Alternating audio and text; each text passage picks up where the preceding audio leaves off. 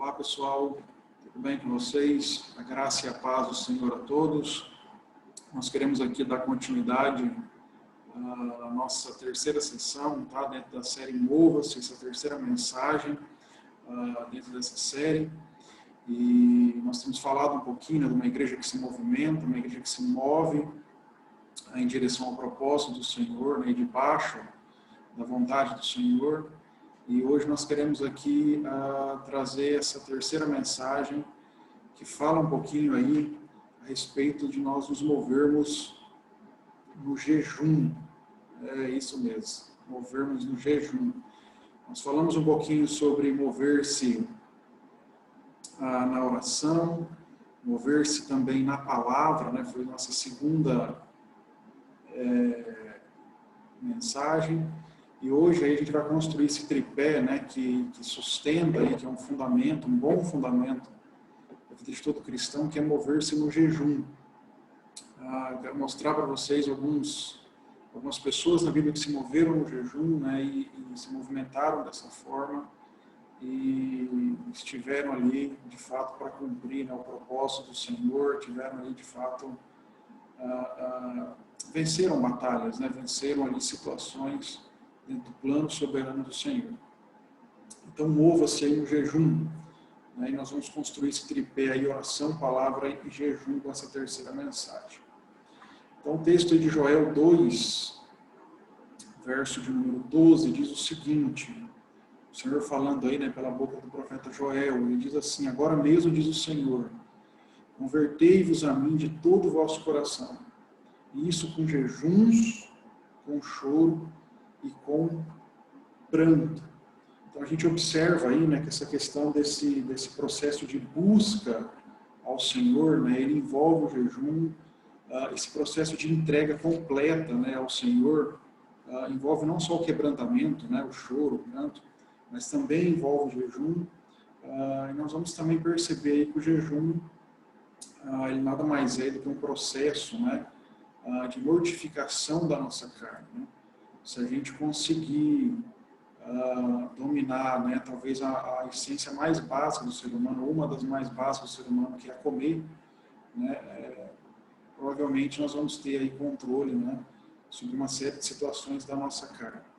Okay? Então, por isso o jejum ele vem nesse processo de mortificação, né, da nossa carne. Okay? Eu quero aqui deixar claro o seguinte, que eu sei que no tempo moderno que nós vivemos, né, há muitos tipos de jejum, né, muitos tipos de renúncia. Particularmente acredito que cada uma tem seu valor diante de Deus, né, cada um sabe o tipo de jejum que faz, né, a renúncia que faz.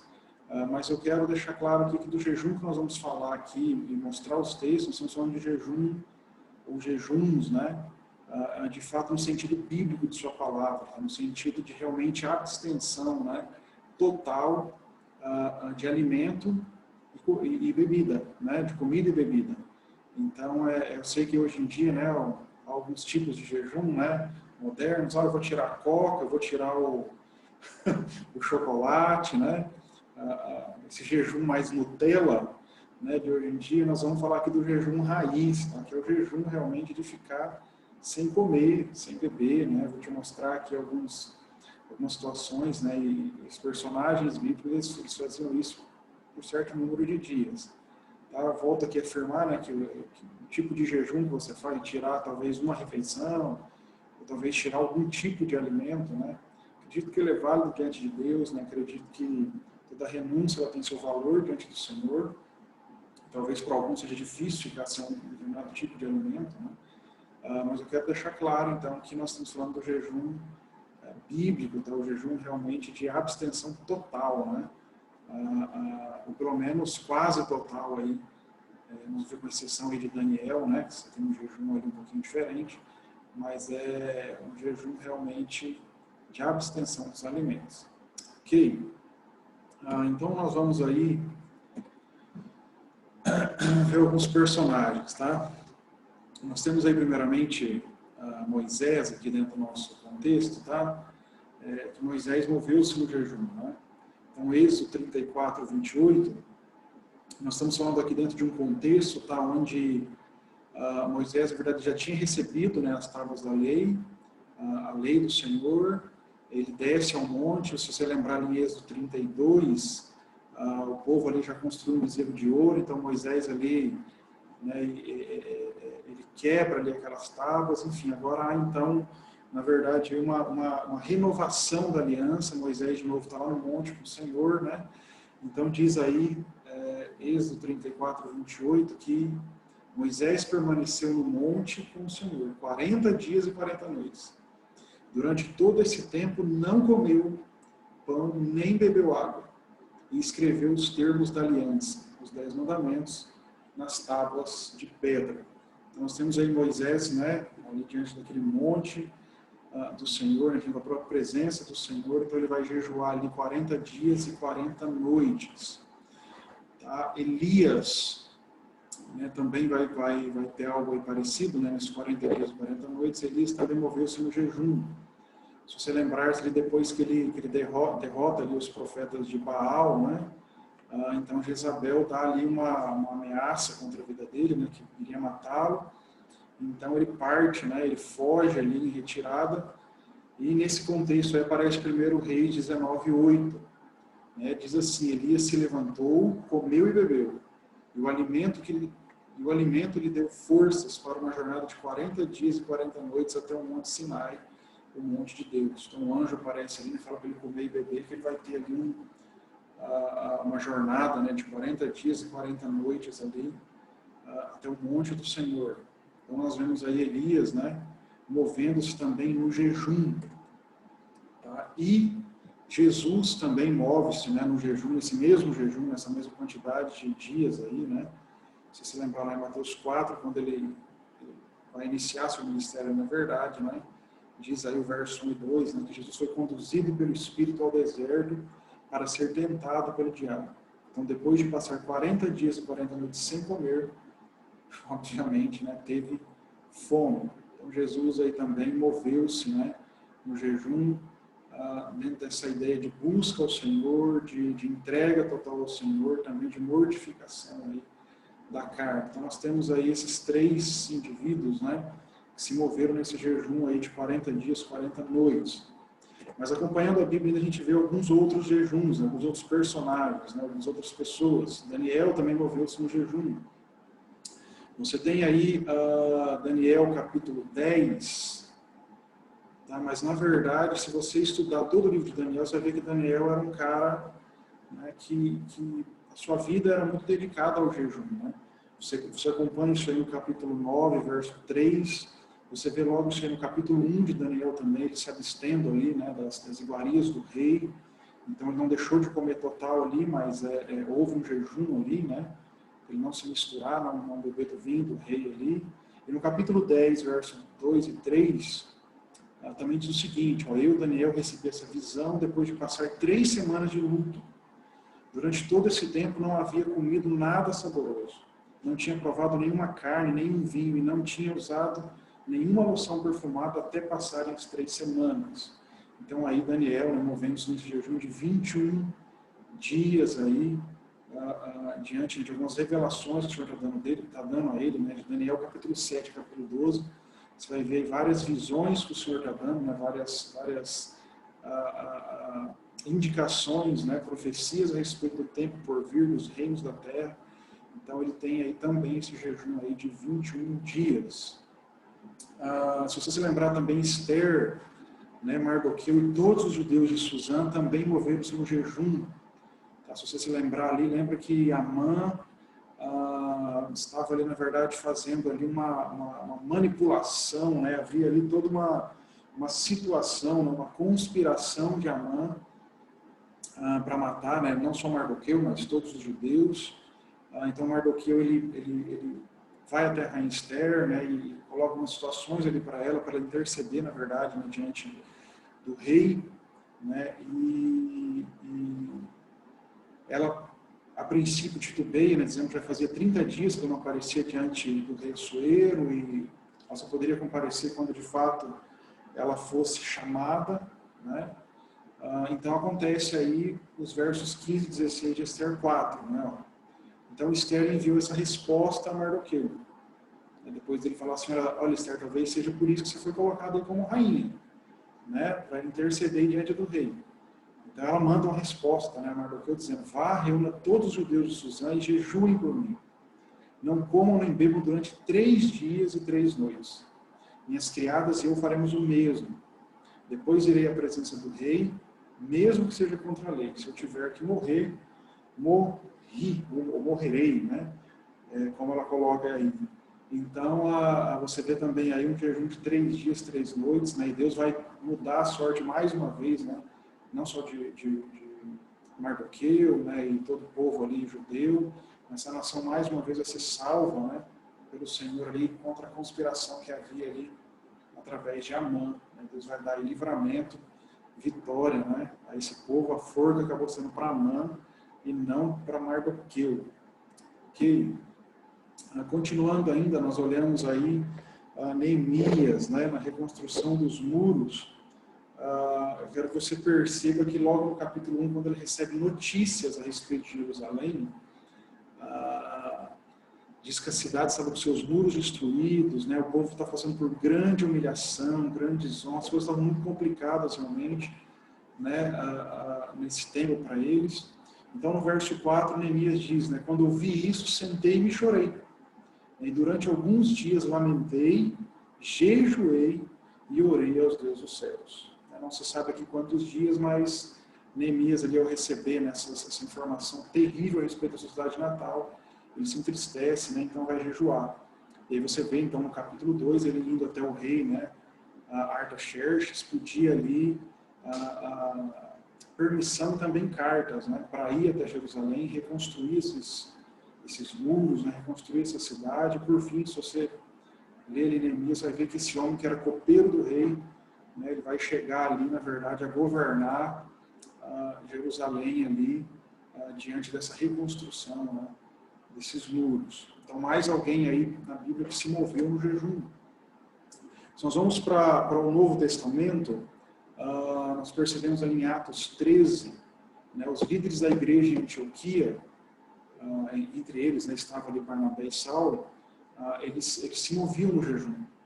Né? O verso 2 diz o seguinte, ao certo dia, enquanto adoravam o Senhor e jejuavam, o Espírito Santo disse, né, separem Barnabé e Saulo para realizarem o trabalho para o qual chamei, né, que iriam enviar ele para missões. Né?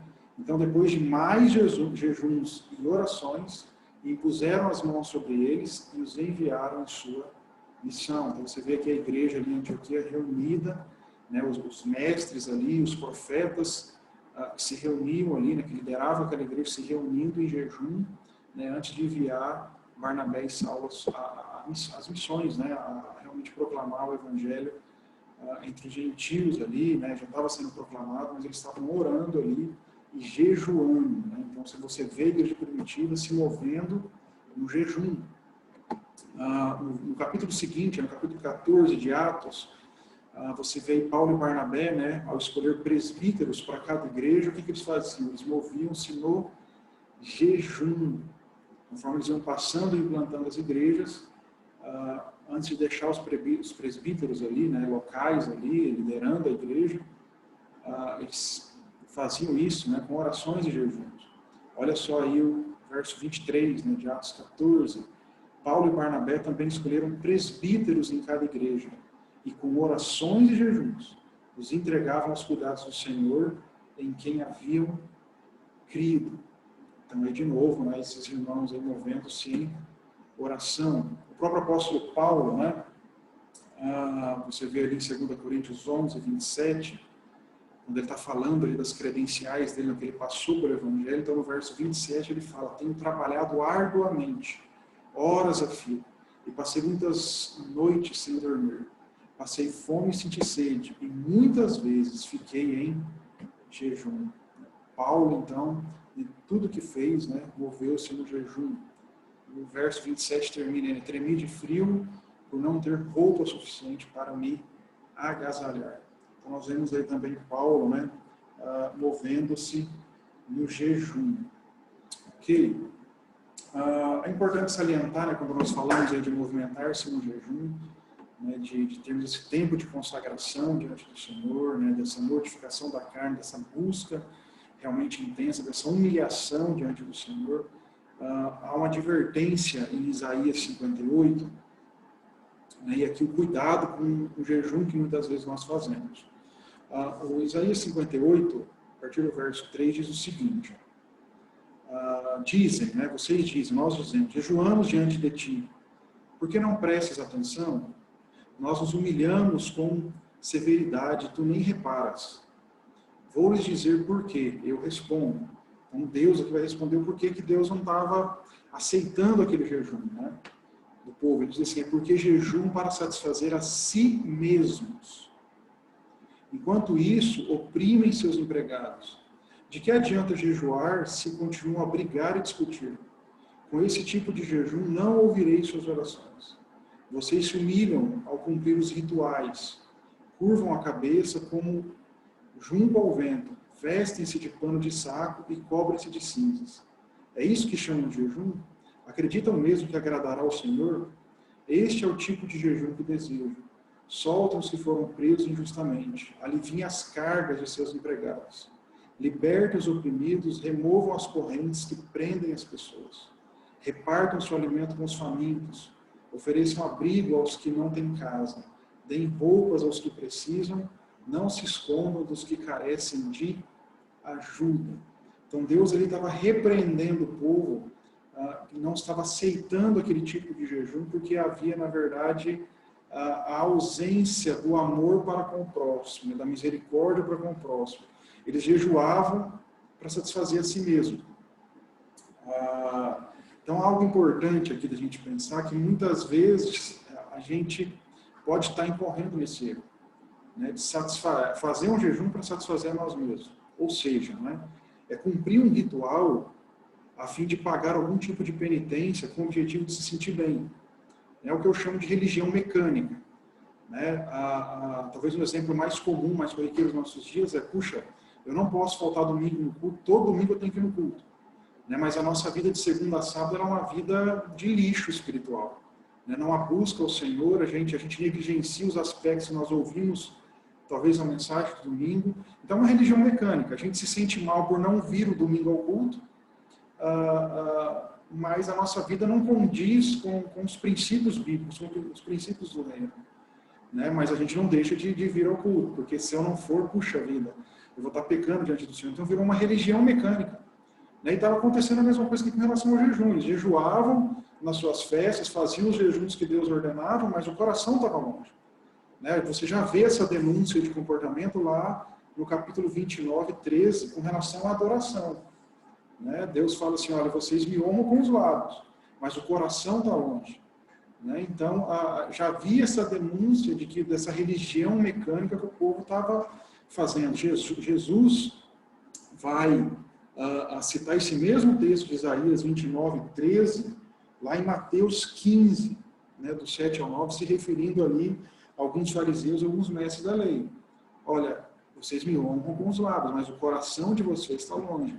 A religião de vocês é mecânica, ficou algo maquinal, né? Algo que vocês fazem o que a lei ordena, mas o coração está totalmente longe, né? Vocês não cumprem, não exercem a misericórdia. Você pode ver também em Mateus 23, 23, Jesus falando sobre a religião mecânica. Ele fala a respeito do dízimo. Né? Ele diz ali aos mestres da lei, aos fariseus, que eles eram hipócritas. Né? E a Bíblia diz assim, tenham cuidado de dar o dízimo da hortelã, do entro e do cominho, mas negligenciem os aspectos mais importantes da lei, a justiça, a misericórdia e a fé. Então Jesus fala, façam uma coisa sem deixar outra. Né? Então foi ficando muito mecânico para o povo de Deus alguns princípios, né? Como dar o dízimo, como jejuar, como as festas, como a própria lei em si, mas eles não viviam aquilo de coração, não era uma adoração de total entrega do coração, né? Ao Senhor. Então Deus aqui está denunciando em Isaías 58 esse tipo de jejum. Olha, não adianta vocês fazer isso como algo mecânico, como algo que satisfazer vocês mesmos. Tipo assim, eu estou cumprindo a lei, fiz o que eu tinha que fazer, agora eu posso viver, né, conforme minha carne manda. Então o nosso jejum ele não pode ser uma farsa. Nós jamais vamos enganar Deus. Ele deve ser uma adoração genuína, e verdadeira ao Senhor. Ok? E outras duas considerações importantes ainda a respeito do jejum. Em Marcos capítulo 9, né, versos 28 e 29, nós vemos ali o seguinte. Quando entrou na casa, né, os seus discípulos lhe perguntaram em particular, perguntaram a Jesus, tá? Por que não podemos nós expulsá-lo? Respondeu-lhes, esta casta não pode sair senão por meio da oração e jejum. Então aqui os discípulos tentaram expulsar ali um demônio de um menino que estava terrivelmente endemoniado, eles não conseguiram. Então tem que chamar Jesus. Eles foram perguntar por que não deu certo, né? E Jesus fala aí, olha, tem castas que só saem por meio de oração e jejum. Né? Então as nossas batalhas espirituais, nós precisamos ter muito em mente que o jejum é uma arma, né, junto com a oração, obviamente, mas ele é uma arma poderosíssima. Né? Tem castas aí que só se rendem mediante a oração e jejum. Ainda em Mateus 6, Jesus traz outro princípio muito bacana a respeito do jejum, para a gente não ficar se vangloriando, né? Para ficar no secreto. Assim como a nossa oração é no secreto, né? O jejum também faz parte disso daí. Em Mateus 6, ele vai dizer o seguinte a partir do verso 16. Quando jejuardes, não vos mostreis contristados como os hipócritas, porque desfiguram o rosto com o fim de parecer aos homens que jejuam. Querem parecer super espirituais, né? Não é essa a ideia.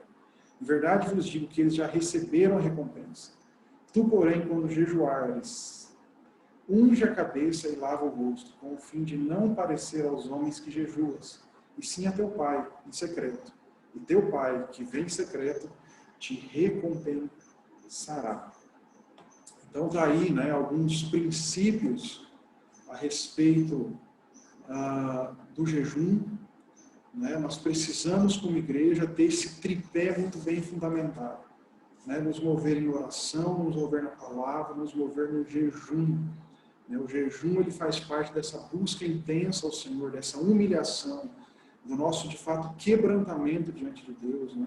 O jejum ele é peça fundamental. Nós precisamos, como igreja, nos mover no jejum, como tantos personagens que nós vimos aí se moveram no jejum. O próprio Jesus, o Filho de Deus, se moveu no jejum. Então nós precisamos ter esse hábito, resgatar esse hábito como igreja. Tá? Essa renúncia, esse jejum, a mortificação da nossa carne, para que a gente realmente possa alcançar os propósitos do Senhor. Eu acredito que, apesar do tempo pós-moderno, da igreja pós-moderna, os princípios elementares da palavra de Deus não mudaram. Né? A igreja ainda precisa se mover na oração, na palavra e no jejum. Gente, por hoje é isso. Gostaria aqui de desafiá-lo, né? Dentro da sua disponibilidade. Aí, mova-se no jejum, mortifique sua carne, leve aí realmente como propósito, né, essa busca intensa ao Senhor, inclusive com jejum. Né? Jejue e faça essa renúncia diante de Deus aí, e faça isso realmente não como uma farsa, mas como uma adoração genuína ao nosso Deus. Eu fico por aqui, a gente se fala aí na próxima, nós vamos ter ainda uma quarta mensagem sobre mover-se, e aí a gente encerra essa série. Para que Deus te abençoe, fique na graça, na paz, e beijo no coração.